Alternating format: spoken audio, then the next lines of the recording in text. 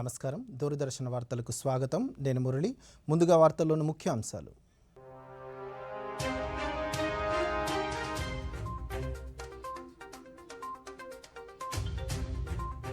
ఐదవ తరం టెలికమ్యూనికేషన్ సేవల్లో భారత్ ప్రపంచంలోనే రెండో స్థానంలో ఉందన్న ప్రధాని. ఢిల్లీలో ITU వరల్డ్ టెలికమ్యూనికేషన్ స్టాండర్డైజేషన్ అసెంబ్లీలో ప్రసంగించిన నరేంద్ర మోదీ. రాష్ట్రంలో మహిళలు, చిన్నారులపై జరిగే నేరాలను ఉపేక్షించేది లేదన్న హోంమంత్రి. మహిళల భద్రతకు ప్రభుత్వం అధిక ప్రాధాన్యతనిస్తుందన్న వంగలపూడి అనిత. విజయనగరంలో ఘనంగా పైడితల్లి అమ్మవారి సిరిమానోత్సవం. అంబరాన్నంటిన అతి ప్రాచీన ఉత్సవ సంబరాలు. మహారాష్ట్ర, జార్ఖండ్ రాష్ట్రాల్లో మ్రోగిన ఎన్నికల నగార. ఎన్నికల షెడ్యూల్ను విడుదల చేసిన కేంద్ర ఎన్నికల ప్రధాన అధికారి రాజీవ్ కుమార్. బంగాళాఖాతంలో బలపడిన అల్పపీడనం మరో 48 గంటల్లో వాయుగుండంగా మారే అవకాశం. దక్షిణ కోస్తా, రాయలసీమ జిల్లాలో విస్తృతంగా వర్షాలు కురుస్తాయన్న వాతావరణ శాఖ. ఇప్పుడు వార్తలోని వివరాలు చూద్దాం. అల్జీరియా దేశ పర్యటనలో ఉన్న రాష్ట్రపతి ద్రౌపది ముర్ముకి అరుదైన గౌరవం లభించింది. Sidi Abdullah science and technology pole university రాష్ట్రపతికి గౌరవ డాక్టరేట్తో సత్కరించింది. ఆ దేశ ఉన్నత విద్య, శాస్త్రీయ పరిశోధనా మంత్రి కమల్ బద్దారి డాక్టరేట్ని అందజేశారు. ఈ సందర్భంగా ద్రౌపది ముర్ము మాట్లాడుతూ, ఈ డాక్టరేట్ని నా దేశానికి గర్వం అని, అనాది కాలం శాంతి సంపన్న ప్రపంచం కోసం నా దేశం నిలబడిందన్నారు. విద్యా అసమానతలను తటస్కరించి అందరికీ సమాన అవకాశాలను, ప్రోత్సాహాలను అందిస్తున్నారని చెప్పారు. భారతదేశపు ITEC ప్రోగ్రాం, ఇతర స్కాలర్షిప్ ప్రోగ్రాంల ప్రయోజనాలను పొందాలని ఆమె విద్యార్థులను కోరారు. ఇరు దేశాల యువత రెండు దేశాల మధ్య బలమైన వారధిలా ఉండాలని, తద్వారా దేశాల మధ్య సహృద్భావ బంధాన్ని బలోపేతం చేయాలని రాష్ట్రపతి కోరారు. Following Algerian independence and the establishment of the diplomatic relations in July 1962, this policy orientation brought India and Algeria closer, and our friendly relations continue to this day. I am convinced of the power of youth of this country and truly believe in their capabilities to take Algeria on a path of glorious development. These young minds will eventually become the bridgeheads of enhancing our robust people-to-people ties. Flagship program called Indian Technical and Economic Cooperation, popularly known as ITEC program.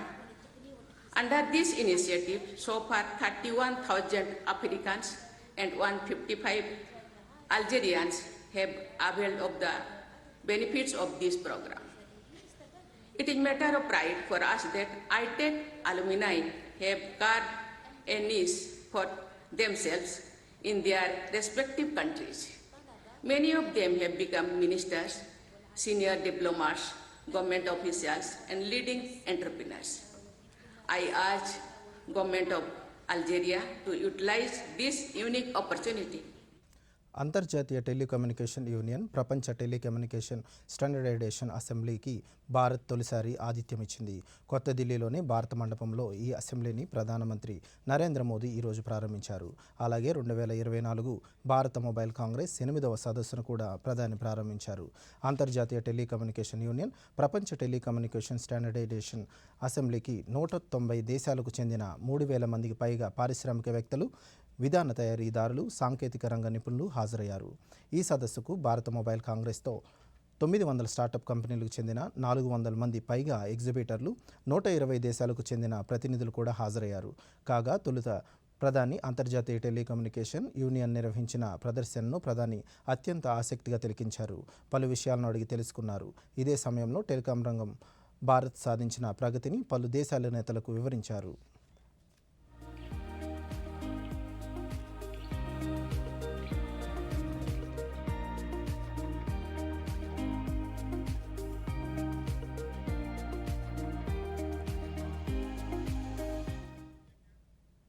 ఐదవ తరం 5G telecommunication సేవల్లో భారత్ ప్రపంచంలోనే 2వ స్థానంలో ఉందని ప్రధానమంత్రి నరేంద్ర మోదీ తెలిపారు.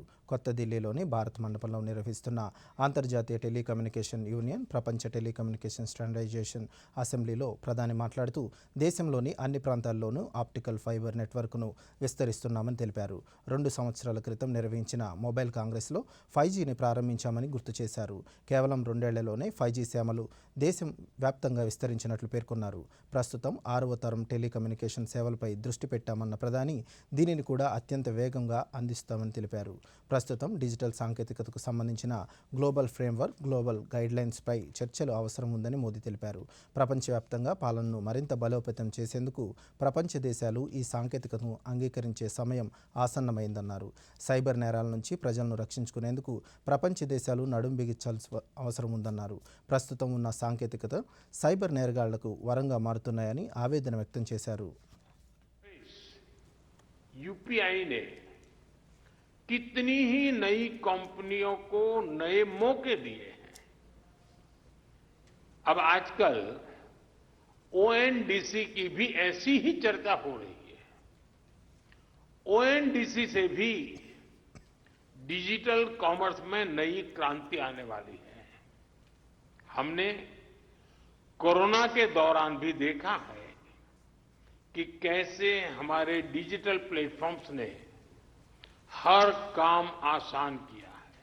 2014 में भारत में सिर्फ 2 मोबाइल मैन्युफैक्चरिंग यूनिट थी, आज 200 से ज्यादा है।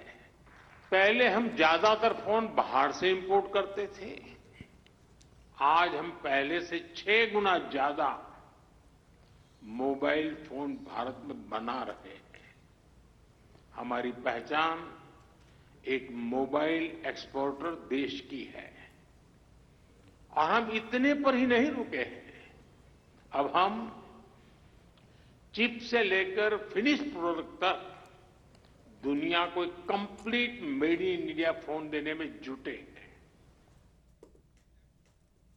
భారత పూర్వ రాష్ట్రపతి మిసైల్ మ్యాన్గా పేరుగాంచిన డాక్టర్ ఏపీజే అబ్దుల్ కలాం జయంతి సందర్భంగా యావత్ జాతి ఆయనకు ఘనంగా నివాళులర్పించింది. ప్రధానమంత్రి నరేంద్ర మోదీ ఆయనకు ఘనంగా నివాళులర్పించారు.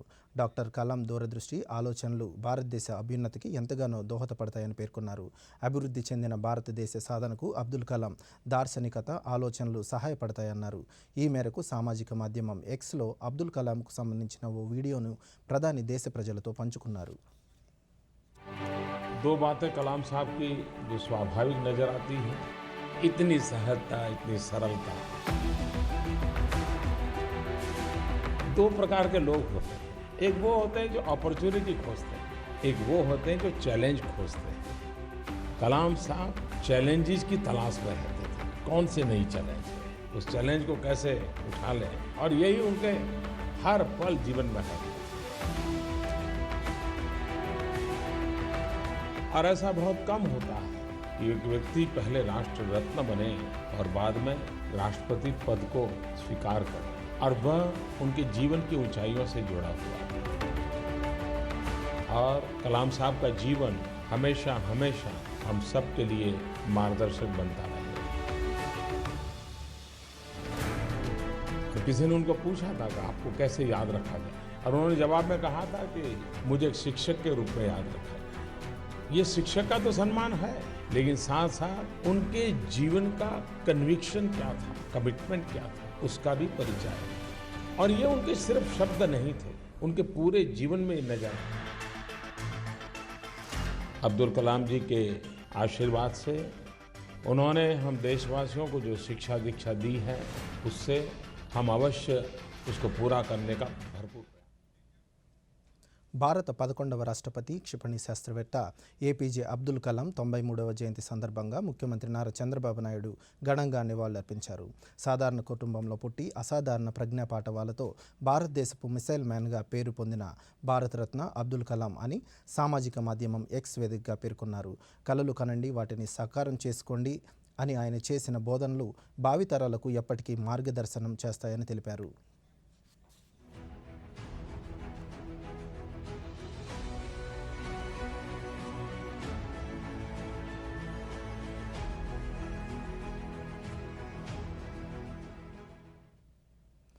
గ్రామీణ ప్రాంతాల్లో అభివృద్ధి పనులు చేపట్టేందుకు నిర్దేశించిన పల్లె పండుగ కార్యక్రమం ఆంధ్రప్రదేశ్ రాష్ట్రంలో విజయవంతంగా సాగుతుండడం ఆనందం కలిగిస్తుందని ముఖ్యమంత్రి నారా చంద్రబాబు నాయుడు పేర్కొన్నారు.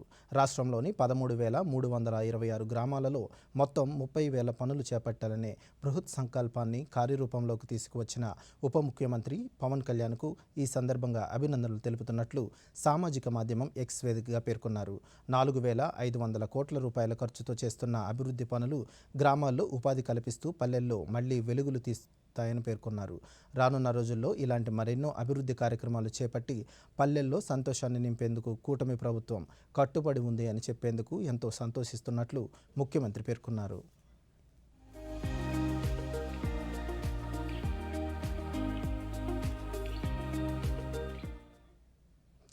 ఆంధ్రప్రదేశ్లో 200.6 కిలోమీటర్ల పొడవైన 13 రాష్ట్ర రహదారుల అభివృద్ధికి కేంద్ర రహదారి మౌలిక వసతుల నిధి CRIF నుంచి 400 కోట్ల రూపాయలు మంజూరు చేసినట్లు కేంద్ర రహదారి రవాణా శాఖ మంత్రి నితీష్ గడ్కరీ వెల్లడించారు.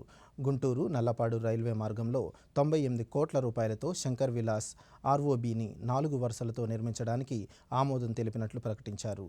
ఇటీవల ముఖ్యమంత్రి నారా చంద్రబాబు నాయుడు కేంద్ర మంత్రిని కలిసి రాష్ట్ర అవసరాలపై చర్చించిన నేపథ్యంలో కేంద్ర మంత్రి సామాజిక మాధ్యమం ఎక్స్ వేదికగా ఈ ప్రకటన చేశారు.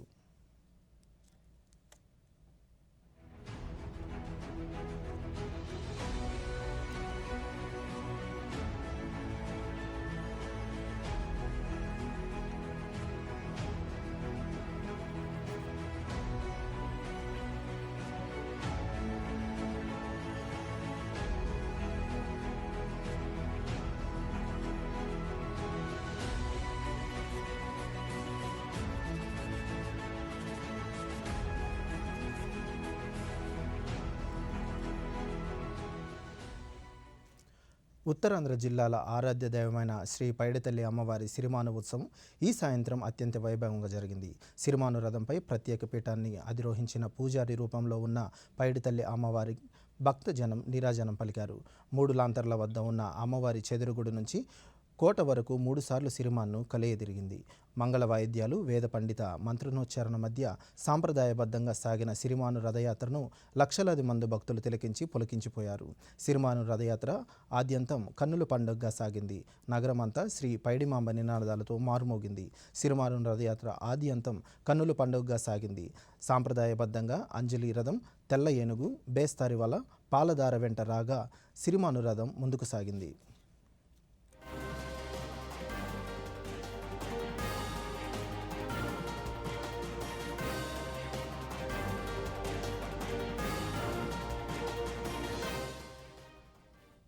రాష్ట్రంలో మహిళలు, చిన్నారులపై జరిగే నేరాలను ఎట్టి పరిస్థితుల్లోనూ ఉపేక్షించేది లేదని హోంమంత్రి వంగలపూడి అనిత తెలిపారు. అమరావతిలో ఈరోజు ఆమె మీడియాతో మాట్లాడుతూ మహిళల భద్రతకు ప్రభుత్వం అత్యంత ప్రాధాన్యం ఇస్తోందని తెలిపారు. శ్రీ సత్యసాయి జిల్లాలో అత్తాకోడళ్ల అత్యాచార సంఘటనలో నిందితులను 48 గంటల్లో పోలీసులు పట్టుకున్నారని తెలిపారు. నిందితులకు వేగంగా శిక్ష పడేలా విచారణను ప్రత్యేక కోర్టుకు అప్పగిస్తున్నట్లు నిర్ణయం తీసుకున్నామన్నారు. సీసీ కెమెరాల ద్వారా నిఘా పెట్టేందుకు ప్రయత్నాలు చేస్తున్నామన్నారు. ఇందులో ప్రజలు భాగస్వామ్యం ఉండాలని కోరారు. ఇళ్లు, వాణిజ్య సముదాయాల వద్ద పెట్టుకున్న సీసీ కెమెరాలను పోలీస్ శాఖకు అనుసంధానం చేస్తే నేర నియంత్రణ సాధ్యమవుతుందన్నారు. పోలీసులకు ఆయుధాల్లాగే ప్రజలకు మొబైల్ ఫోన్లు ఉన్నాయని వాటిని వినియోగించి నేర నియంత్రణకు సహకరించాలని కోరారు. సమాచారం ఇచ్చే వారి వివరాలు గోప్యంగా ఉంచుతామన్నారు. చాలా ఫాస్ట్గా మూవ్ అయ్యి, ముఖ్యంగా ఒక విషయం ఇక్కడ చెప్పాలి. మ్యాక్సిమం డిపార్ట్మెంట్ అంతా మన దుర్గమ్మ టెంపుల్కి, అదేవిధంగా పక్కనున్న బ్రహ్మోత్సవాల్లో తిరుపతి దగ్గరికి బందోబస్తు అంతా వెళ్ళిపోయినా ఉన్న బందోబస్తుతోనే టెక్నాలజీని బేస్ చేసుకొని ఎక్కడ కూడా ఇబ్బంది రాకుండా వితిన్ 48 అవర్స్ వాళ్ళందరినీ కూడా పట్టుకొని ఈరోజు రిమాండ్కి పంపించే పరిస్థితి కూడా మనం చూసాం. విషయం ఏంటంటే, ఈ విషయంలోని గౌరవ సీఎం గారు చాలా సీరియస్గా తీసుకొని, అంటే ఇలాంటి ఇష్యూ అనే కాదండి, ఎక్కడా కూడా మహిళల భద్రత విషయంలో ఉపేక్షించకూడదు, మహిళల భద్రత విషయంలో రాజీ పడే ప్రసక్తి లేదు అని ఆయన ప్రమాణ స్వీకారం చేసిన దగ్గర నుంచి కూడా మనందరికీ కూడా పదే చెప్పడం కూడా మనం అందరం కూడా వింటున్నాం. ఈ నేపథ్యంలో ఎక్కడైనా ఎటువంటి సంఘటన అయినా జరిగినా, అది చిన్న సంఘటన అవనేయండి, పెద్ద సంఘటన అవనేయండి, ఏ సంఘటన అయినా ఒకేలా తీసుకొని మహిళల మీద జరుగుతున్న అఘాయిత్యాల మీద ప్రతిరోజు ఎక్కడ కూడా అటువంటి జరగకుండా చూసుకోవాలని డీజీపీ గారితోని, పోలీసు ఉన్నతాధికారులు అందరితోని కూడా ప్రతిరోజు సమీక్ష చేయడమే కాకుండా దీనికి కంపల్సరీగా ఒక వే ఫార్వర్డ్, ఒక వే అవుట్ తీసుకురావాలి. ఒక ఆడపిల్ల మీద కుప్పం నియోజకవర్గం అభివృద్ధిపై ముఖ్యమంత్రి చంద్రబాబు నాయుడు ప్రత్యేక దృష్టి సారించారని కుప్పం అర్బన్ డెవలప్మెంట్ ప్రత్యేక అధికారి వికాస్ మర్మ తెలిపారు. ప్రభుత్వం 100 రోజుల్లో సాధించిన అభివృద్ధిపై ఆయన మీడియాతో మాట్లాడుతూ కుప్పం నియోజకవర్గంలో విమానాశ్రయం నిర్మాణం, పారిశ్రామిక ప్రగతితో పాటు ప్రజలకు మౌలిక సదుపాయాల కల్పనపై ఇంటింటి సర్వే నిర్వహిస్తున్నామని, ఇందుకోసం 17 మంది డివిజనల్ స్థాయి అధికారులను ప్రభుత్వం నియమించిందన్నారు. జీరో పావర్టీ కానీ what is the meaning? Zero పావర్టీకి ఫస్ట్ క్రైటీరియా అంటే ఏంటి? ఫస్ట్ క్రైటీరియా ఇస్ దట్ మన ఎవ్రీ హౌస్ హోల్డ్లో బేసిక్ 5 పారామీటర్స్ ఉండాలి. ఖచ్చితంగా హౌస్ ఉండాలి, కరెక్ట్. సెకండ్, వాటర్ ఫెసిలిటీ ఉండాలి. థర్డ్, వాష్రూమ్ ఉండాలి. ఫోర్త్, గ్యాస్ కనెక్షన్ ఉండాలి. ఫిఫ్త్, ఎలక్ట్రిసిటీ ఉండాలి, కరెక్ట్. ఈ 5 థింగ్స్ ఉంటే మీరు ఒక హౌస్లో బేసిక్ పారామీటర్స్ డిక్లేర్ చేసుకోవచ్చు. సో అందులో మనం already water survey and washroom survey చేయడం జరిగింది లాస్ట్ 2 monthsలో. మనకి న్యూ వాష్రూమ్స్ కావాల్సిందే, వాష్రూమ్స్ అండ్ టాయిలెట్స్ ఆర్ 15,000. అది ఫైనలైజ్ చేయడం జరిగింది. జియో ట్యాగింగ్ కూడా కంప్లీట్ చేయడం జరిగింది. అండ్ ఈ 15,000 శాంక్షన్స్ కూడా అయింది, పని ఆల్రెడీ స్టార్ట్ చేయడం జరిగింది. 15,000లో 100 ఆర్ ఆల్రెడీ స్టార్టెడ్, అంటే గ్రౌండ్ వర్క్ స్టార్ట్ అయింది. భారీ వర్షాల వల్ల ఎదురయ్యే పరిస్థితులను ఎదుర్కోవడానికి జిల్లా యంత్రాంగం సన్నద్ధంగా ఉందని రాష్ట్ర సాంఘిక సంక్షేమ శాఖ మంత్రి డాక్టర్ డోలా శ్రీ బాల వీరాంజనేయ స్వామి తెలిపారు. జిల్లాలో పరిస్థితి, జిల్లా యంత్రాంగం తీసుకున్న చర్యలపై ఈరోజు ఒంగోలులోని కమాండ్ కంట్రోల్ రూమ్లో జిల్లా కలెక్టర్ ఏ తమీం అన్సారియాతో కలిసి ఆయన సమీక్షించారు. ఈ సందర్భంగా జిల్లా యంత్రాంగం తీసుకున్న చర్యలు, ఏర్పాటు చేసిన పునరావాస కేంద్రాలు జిల్లా కలెక్టర్ మంత్రికి వివరించారు. అనంతరం మంత్రి మీడియాతో మాట్లాడుతూ అన్ని శాఖల అధికారులు సమన్వయంతో పనిచేయాలన్నారు. ప్రాణ, ఆస్తి నష్టం కలగకుండా ముందస్తు చర్యలు తీసుకోవాలన్నారు. భారీ వర్షాల వల్ల నష్టపోయే ప్రజలు, రైతులను ప్రభుత్వం ఆదుకుంటుందన్నారు. రెయిన్ఫాల్ 52.3 mm వచ్చిందండి. ఇంతకుముందు ఏదైతే ప్రాంతాల్లో వర్షం బాగా అవసరంలో వర్షాభావ ప్రాంతాలు ఆ ప్రాంతాల్లో ఈ వర్షం కూడా ఉపయుక్తంగా ఉంది ఇప్పటివరకు. ఇక నుంచి కూడా ఉన్నటువంటి పంటలు ఏవైతే సాగులో ఉన్నాయో అవి నష్టపోయేటువంటి పరిస్థితులు ఉన్నాయి. సంబంధిత అధికారులందరూ కూడా రైతుల్ని అప్రమత్తం చేయాలి, అవగాహన కల్పించాల్సిన అవసరం ఉందని చెప్పేసి కూడా ఈ సందర్భంగా మనం మాట్లాడుకోవడం జరిగింది. ఇంతేకాకుండా ఇక్కడ నుంచి జరిగే వాటిల్లో ప్రమాదాలు, వాగులు, వంకలు, చిన్న చిన్న కాలువలు వాటి స్థాయికి మించి ప్రవహించే జరుగుతున్నాయి. ఈ సందర్భంగా పోలీస్ శాఖ వాళ్ళు కూడా ఎక్కడైతే ఈ రోడ్డు క్రాస్ చేసే దగ్గర వాళ్ళ సిబ్బంది ద్వారా అప్రమత్తంగా ఉండి ఎవరు పిఠాపురంలోని సామాజిక ఆరోగ్య కేంద్రాన్ని ఆధునీకరించడంతో పాటు అవసరమైన వైద్య సిబ్బందిని కూడా నియమించేలా రాష్ట్ర ప్రభుత్వం చర్యలు తీసుకుంటుందని కాకినాడ జిల్లా కలెక్టర్ షగిలి షణ్మోహన్ తెలిపారు. సిహెచ్సికి కోరమండల్ ఇంటర్నేషనల్ సంస్థ సామాజిక బాధ్యత కింద అందించిన ఎక్స్రే మిషన్, ఇతర వైద్య పరికరాలను పిఠాపురం మాజీ ఎమ్మెల్యే ఎస్ఎస్ఎన్ వర్మతో కలిసి ప్రారంభించారు. అవుట్ పేషెంట్ వివరాలు, ప్రస్తుతి వార్డు, మరుగుదొడ్లు, త్రాగునీటి వంటి సదుపాయాలను కలెక్టర్ పరిశీలించి కలెక్టర్ మాట్లాడుతూ రాష్ట్ర ఉప ముఖ్యమంత్రి, పిఠాపురం శాసనసభ్యులు సూచనలతో ఆసుపత్రిని అన్ని విధాలా అభివృద్ధి చేయడం జరుగుతుందన్నారు. ఓపీ సంఖ్యకు అనుగుణంగా ఆసుపత్రిని ఆధునీకరించడంతో పాటు సిబ్బందిని నియమించడం జరుగుతుందన్నారు. బేసిక్ అమ్యూనిటీస్ గురించి ఒక రివ్యూ తీసుకొని, అంటే నేను మాట్లాడి దాంట్లో ఏమి ఉన్నాయి లేవనేది మేము ఒకసారి ఎక్స్ప్లెయిన్ చేసిన తర్వాత కొన్ని ప్రయారిటీ ఐటమ్స్ తీసుకోవడం జరిగింది. దీంతో పాటు ఇంకొక 38 ఐటమ్స్ ఒక దీపావళి టైంకి ఒక కొలికి తీసుకురావాలని ఐడెంటిఫై చేయడం జరిగింది. అందులో భాగంగా ఈరోజు లాస్ట్ 2-3 డేస్లో ఆల్మోస్ట్ ఒక 9 వర్క్స్ మనం ఫినిష్ చేయగలిగాం. మీరు అబ్జర్వ్ చేస్తుంటారు, కొన్ని చోట్ల జెడ్పీహెచ్ స్కూల్స్కి కరెంట్ కనెక్షన్స్ ఇవ్వకపోవడం, తర్వాత ఇలాంటి చిన్న చిన్న ఇష్యూస్ ఉన్న చోట.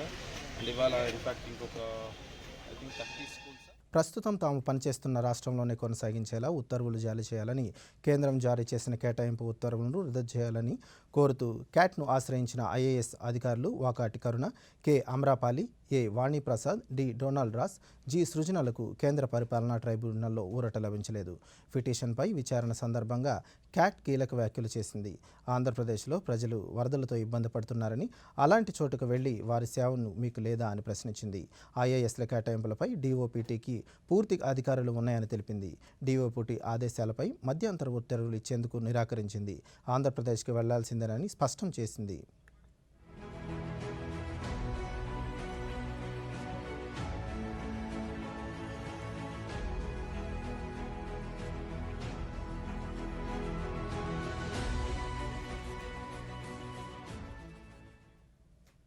రాష్ట్ర వ్యాప్తంగా జిల్లాలకు ఇన్ఛార్జ్ మంత్రులను ఆంధ్రప్రదేశ్ ప్రభుత్వం ప్రకటించింది. ఈ మేరకు ఉత్తర్వులు జారీ అయ్యాయి. కొందరు మంత్రులకు 2 జిల్లాల బాధ్యతలు అప్పగించారు. శ్రీకాకుళం జిల్లాకు కొండపల్లి శ్రీనివాస్, వంగలపూడి అనితకు విజయనగరం జిల్లా ఇన్ఛార్జ్ మంత్రిగా బాధ్యతలు అప్పచెప్పగా, పార్వతీపురం మన్యం, డాక్టర్ బిఆర్ అంబేద్కర్ కోనసీమ జిల్లాల బాధ్యతను కింజారపు అచ్చెన్నాయుడుకి, పశ్చిమ గోదావరి, పల్నాడు జిల్లాలను గొట్టిపాటి రవికుమార్కు, శ్రీ సత్యసాయి తిరుపతి జిల్లాలను అనగాని సత్యప్రసాద్కు అప్పగించగా, విశాఖపట్నాన్ని డోలా బాలవీరాంజనేయ స్వామికి, అల్లూరి సీతారామరాజు జిల్లాలను గుమ్మడి సంధ్యారాణికి, అనకాపల్లి కొల్లు రవీంద్ర, కాకినాడ పొంగూరు నారాయణకు, తూర్పుగోదావరి నిమ్మల రామానాయుడు, ఏలూరు జిల్లాను నాదెండ్ల మనోహర్కు అప్పగించారు. ఎన్టీఆర్ జిల్లాను సత్యకుమార్ యాదవ్కు, కృష్ణ వాసింశెట్టి సుభాష్లకు, కందుల దుర్గేష్ గుంటూరు జిల్లాను, బాపట్లకు కొలుసు పార్థసారథిని బాధ్యతలు అప్పగించారు. ఇక ప్రకాశం జిల్లాకు ఆనం రామనారాయణ రెడ్డి, శ్రీ పొట్టి శ్రీరాములు నెల్లూరు ఎన్డి ఫరూక్, నంద్యాలకు పయ్యావుల కేశవ్, అనంతపురంకు టీజీ భరత్, వైఎస్ఆర్ జిల్లాకు ఎస్ సవిత, అన్నమయ్యకు బీసీ జనార్దన్ రెడ్డి, చిత్తూరు జిల్లాకు మండిపల్లి రాంప్రసాద్ రెడ్డికి బాధ్యతలు అప్పగించారు.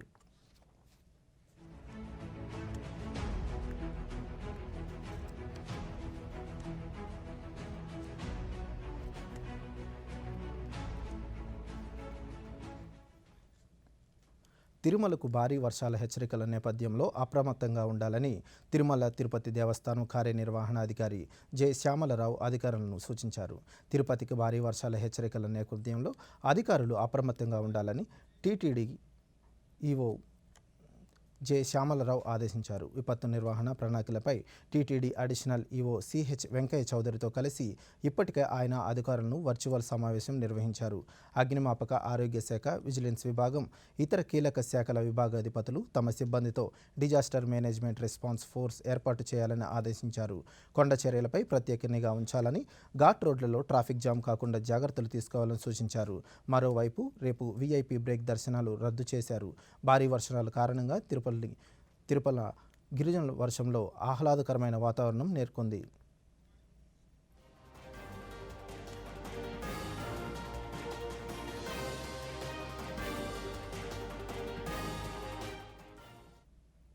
స్వచ్ఛ రైల్వే స్టేషన్ల లక్ష్యంగా స్వచ్ఛత సేవ 2024 కార్యక్రమాన్ని నిర్వహిస్తున్నట్లు Vijayawada railway division manager Narendra Anandarao Patil తెలిపారు. విజయవాడ డివిజన్ కార్యాలయంలో ఆయన మీడియాతో మాట్లాడుతూ, స్వభావ స్వచ్ఛత, సంస్కార స్వచ్ఛత నినాదంతో చేపట్టిన కార్యక్రమంలో భాగంగా డివిజన్ పరిధిలో 149 స్టేషన్లలో 600 టన్నుల చెత్తను సేకరించినట్లు తెలిపారు. పరిసరాల శుభ్రత అందరూ బాధ్యతగా గుర్తించాలన్నారు. ఏక్ పేడ్ మాకే నామ్ స్ఫూర్తితో సుమారు 12,000 మొక్కలు నాటినట్లు తెలిపారు. Immense pride in saying that all the railway employees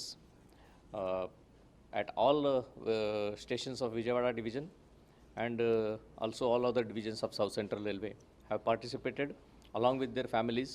Even school children have participated, and we have celebrated this Swachhata Pakhwada with full dedication. In fact, the pledge which our Honorable Prime Minister has governed to ప్రపంచ anatomy దినోత్సవం సందర్భంగా మానవ శరీర స్వచ్ఛంద దానంపై గుంటూరు జిల్లా మంగళగిరి అఖిల భారత వైద్య విజ్ఞాన సంస్థ విద్యార్థులు అవగాహన కార్యక్రమం నిర్వహించారు. ఇందులో భాగంగా నిర్వహించిన ర్యాలీలో వైద్యులు, వైద్య విద్యార్థులు, నర్సింగ్ విద్యార్థులు పాల్గొన్నారు.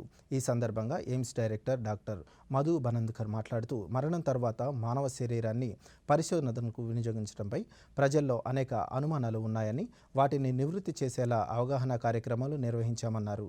గొప్ప శాస్త్రవేత్త ఆండ్రియా సొసాలిసియాల్ మరణం రోజున అక్టోబర్ 15న ప్రపంచ అనాటమీ దినోత్సవంగా జరుపుకుంటున్నామని, మానవ శరీర నిర్మాణ విభాగంలో వైద్య విద్యార్థుల శిక్షణ, పరిశోధన శరీరాలను ఉపయోగిస్తామని anatomy assistant professor doctor Anil Kumar Reddy తెలిపారు.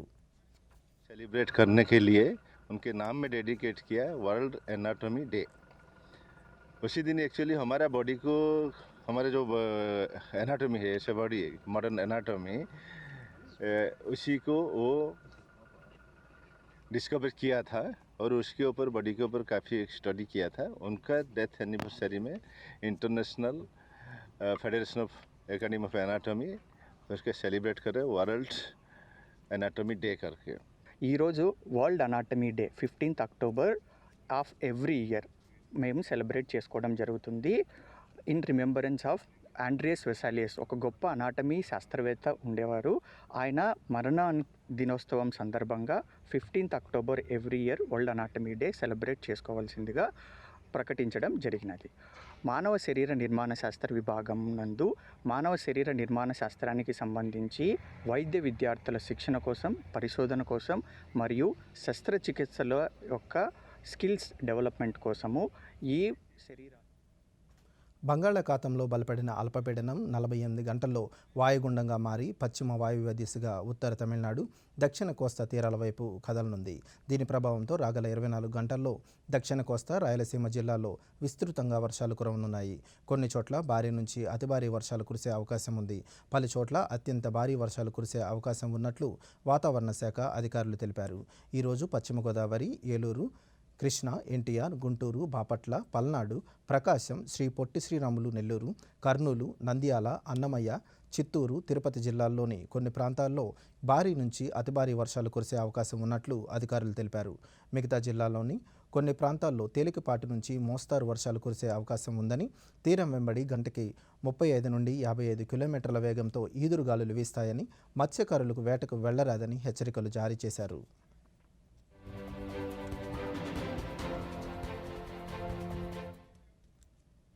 కేంద్ర ఆర్థిక శాఖ మంత్రి నిర్మల సీతారామన్ 10 రోజుల పాటు మెక్సికో, అమెరికా దేశాల్లో పర్యటించనున్నారు. ఈ పర్యటనలో భాగంగా ఆమె IMF, ప్రపంచ బ్యాంకు వార్షిక సమావేశాల్లో పాల్గొంటారు. అలాగే అనేక దేశాల ప్రతినిధులతో ద్వైపాక్షిక సమావేశాల్లో కూడా పాల్గొనున్నారు.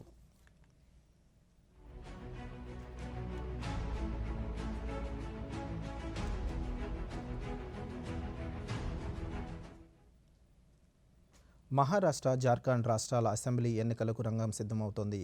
మహారాష్ట్ర శాసన ఎన్నికలు నవంబర్ 20న నిర్వహిస్తున్నట్లు, అలాగే జార్ఖండ్ అసెంబ్లీ ఎన్నికలను నవంబర్ 13, 20 తేదీల్లో 2 విడతల్లో నిర్వహిస్తున్నట్లు కేంద్ర ఎన్నికల ప్రధాన అధికారి రాజీవ్ కుమార్ తెలిపారు. ఈ మేరకు ఆయన ఈరోజు కొత్త ఢిల్లీలో ఎన్నికల షెడ్యూల్ను విడుదల చేశారు. అనంతరం రాజీవ్ కుమార్ మాట్లాడుతూ ఈ నెల 22న మహారాష్ట్ర ఎన్నికల నోటిఫికేషన్ విడుదల చేస్తున్నామన్నారు.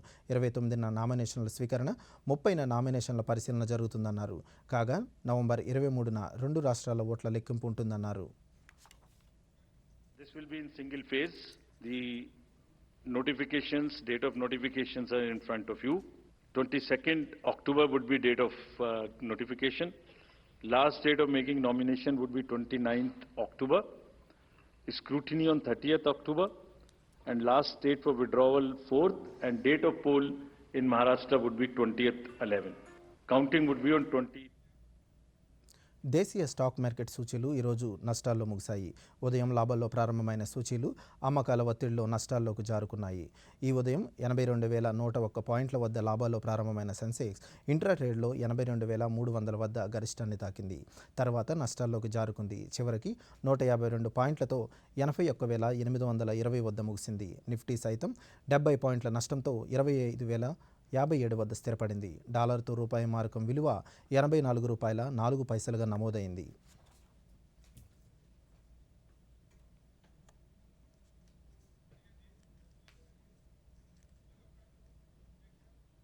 ఈ వార్తలు ఇంతటితో సమాప్తం. నమస్కారం.